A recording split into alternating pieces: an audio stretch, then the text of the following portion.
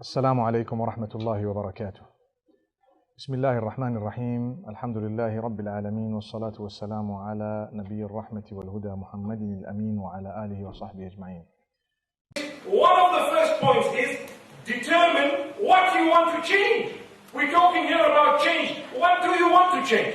I spoke about changing spirituality, but the truth is we need to change many other things. Sometimes, and here we are in universities, and we're speaking to an audience of forces here, I think it's relevant for me to say, even in your studies, what do you want to do? Why are you here? What do you want to achieve? Remain focused and work hard to achieve it. Your parents or someone somewhere down the line is paying, in our slang, they say big bucks, for you to be here. Wallahi, it's a fact. Some people work day and night to have their sons and daughters in far-off prestigious universities, and they're having fun there. Is it fair? So we need to know what needs to be changed. Admit it.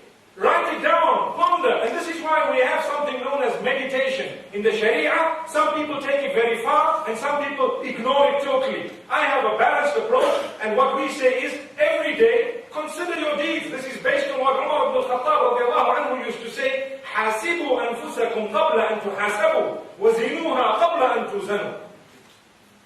Take account of your deeds before they will be taken account of for you. Allah is going to take account of your deeds, and naturally, when you are at a university, if you do not take account of how you are spending your time in the university, come the day of exams, and what happens? We start sweating. You know, we're all-nighters. You know what an all-nighter is? You don't study to enjoy your life, and suddenly when exams come, we're popping in the pills and we're having the Red Bull. Now, the Red Bull doesn't do anything, believe me. The taurine in there is synthetic. That's what makes it halal, to be honest. If it was not synthetic, we would be saying something else. But even with that synthetic taurine, the problem we have is it no longer has an effect. I know young boys here, I can see their faces, they probably have 12 and they're still asleep. MashaAllah. MashaAllah.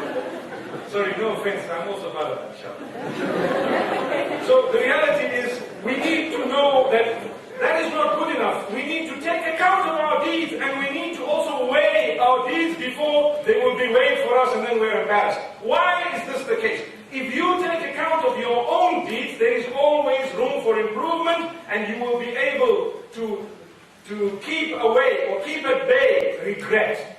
But when something is taken account of for you, sometimes it might be too late. And this is why we say, my brothers and sisters, very importantly, if you'd like to learn knowledge, if you would like to know, if you would like to increase your knowledge, you need to quit sin. وَاتَّقُوا اللَّهَ وَيُعَلِّمُكُمُ اللَّهُ. Be conscious of Allah, and Allah will teach you. Allah will ensure that you know. Your knowledge will increase. You know, Al-Shafi'i, rahmatullahi alayhi, his name was Muhammad ibn Idris al-Shafi'i, the Imam, the great Imam of jurisprudence. He complained once to one of his mentors, known as Waki' ibn al-Jarrah, rahimahullah. And he says, I complained to Waki' ibn al-Jarrah about my memory. And Shafi'i had a powerful memory. Trust me, he had a powerful memory, and he's still complaining about the memory. Someone like myself and yourselves, perhaps our memories are weak. You know, we can't even memorize a phone number to save our lives. May Allah subhanahu wa ta'ala help us. I think it was the case a few years back when we could do that, but technology has made us lazy. So Shafi'i, with that powerful memory, he still complains, and he says, I complained to Waki' ibn al-Jarrah regarding the memory, and he guided me saying, quit sin, be far away from sin, anything sinful, stay away from it, because knowledge is the nur that Allah grants those, and it does not come together with a person who is sinning. May Allah subhanahu wa ta'ala protect us, really. And this is why we mentioned yesterday, and we are repeating it today, one of the best gifts of Allah upon us after our iman and so on is the fact that we have an opportunity to turn to Allah to make amends. We have an opportunity to turn to Allah subhanahu wa ta'ala to wipe out the bad we've done in the past. Very easy. You admit, you regret, you ask Allah's forgiveness, and you promise not to do it again, and it's wiped out. That's the promise that Allah subhanahu wa ta'ala has made. But if you have usurped the right of a fellow Muslim or a fellow human being, then you need to seek forgiveness from them as well. That's the fifth condition, when you have wronged a fellow human. So if there is a sin committed between you and Allah subhanahu wa ta'ala, 4 conditions, we've mentioned them.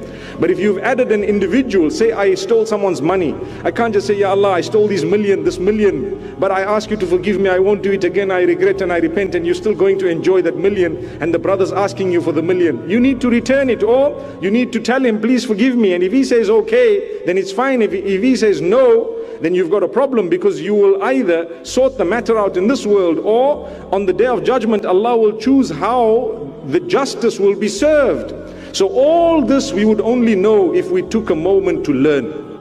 It is reported that when you forget something, you say Allahumma salli ala Muhammadin wa ala ali Muhammadin wa barik wa sallim. Allah subhanahu wa ta'ala opens your doors. You remember Allah, Allah will remind you. So when we forget something, it is from shaitan. وَمَا أَنْسَانِيهُ إِلَّا الشَّيْطَانِ. When you forget something good, it's from shaitan. So this is why we should constantly try and remember that which is good. How to increase your memory. Cut out everything unnecessary from your life. We're not talking of sin. Sin here is supposed to be out anyway. But we're talking of unnecessary. Some people have a habit of sitting and chit-chatting late at night. Following morning they can't remember how many raka'at in Fajr, but there's only 2. They can't remember. Why? Because your mind has rewinded all night the beautiful stories you had all night, and you standing now in Salah and you can't remember. Too much in your head. Take out some of that. This is why Nabi sallallahu alaihi wasallam says, "Min husni islamil mar'i tarkuhu ma la ya'ni." One of the signs of a good Muslim is that he leaves that which does not concern him. It doesn't concern me, throw it out. Today we are at an age where we are bothered about everybody else's life. And this is a problem wholesale. Nobody can say I'm not guilty. When we hear a juicy rumor, mashallah, it's like we squeezing the lemon. Allahu Akbar. May Allah subhanahu wa ta'ala grant us goodness. Really, we need to be bothered about our own lives. Cut out unnecessary riffraff and see how your memory improves. May Allah open our doors. My beloved brothers and sisters, it's great to be talking to you. And as you know, we all have examinations in life, different types of examinations.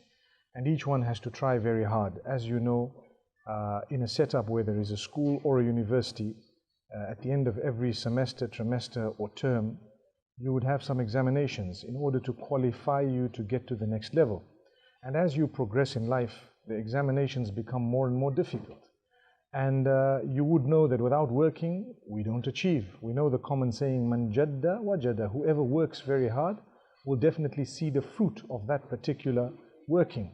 So just like we have people who fail because they did not work hard, or they did not understand that the examination would become more and more difficult as time passes, we also have an issue with the deen, where as we progress in life, we will have more and more tests, and they become more and more difficult until we meet with Allah subhanahu wa ta'ala. And this is why the Prophet ﷺ was told, وَعْبُدْ رَبَّكَ حَتَّى يَأْتِيَكَ الْيَقِينَ.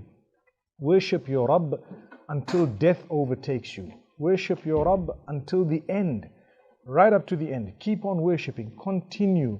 Do not stop, do not pause, do not lose hope. In fact, progress and become stronger and stronger. If you take a look at some of the other verses of the Quran, Allah subhanahu wa ta'ala makes mention of فَإِذَا فَرَغْتَ فَانْصَبْ وَإِلَىٰ رَبِّكَ فَارْغَبْ. You know, with Muhammad sallallahu alayhi wa sallam delivering the message, it was not easy and it was difficult. He faced so many challenges. He continued and he persevered. 23 whole years of nubuwah. And Allah subhanahu wa ta'ala says, when you have, subhanallah, you know, the achievement that Allah subhanahu wa ta'ala granted him, Allah subhanahu wa ta'ala will grant each person achievement according to his will, obviously, but also connected to the effort that that particular person makes. If we were to give up suddenly, we would never be able to achieve even Jannah. Imagine a person who reads Salah for 70 years, and suddenly the last year, just before they die, they give up their Salah, they throw in the blanket and say, that's it. Such a person has been mentioned in the hadith of Rasulullah ﷺ, where a person could be worshipping Allah for so many years, and right at the end they turn, so they are cast into hellfire. And a person could be disobedient for so many years, and right at the end, they worship Allah subhanahu wa ta'ala, turn back to Him, so they will be from amongst those who go to paradise. So it's important for us to know that to give up, you don't know how close you are to the end. Imagine a person digging a tunnel, for example, and right when they are near the end, they suddenly give up, thinking that, you know what, I don't know how long this is going to carry on for. Had they carried on for a minute longer, they would have broken through. So with us, we need to continue, fulfill your salah, progress, develop. Don't think for a moment that life is going to become any easier. The only thing that will happen is, with the development of the link with Allah subhanahu wa ta'ala, we become more content. We understand the nature of the world. We understand the nature of the tests of Allah subhanahu wa ta'ala. So we enjoy going through them in the sense that we are content. We are happy with the decree of Allah subhanahu wa ta'ala. So my brothers and sisters, not only do I say work hard to achieve here in the dunya, and may Allah bless you and grant you success in these examinations, but even in the akhirah, we ask Allah to bless you, to open your doors, to prepare for the akhirah. It's not an easy task, but with the hope in the mercy of Allah subhanahu wa ta'ala, things will be made easy. And at the same time, with the constant preparation, without giving up hope, never ever giving up, never say no, never just throw in the towel. By the will of Allah subhanahu wa ta'ala, we will achieve, and we will achieve great heights. Wa sallallahu wa sallama wa baraka ala nabina Muhammad.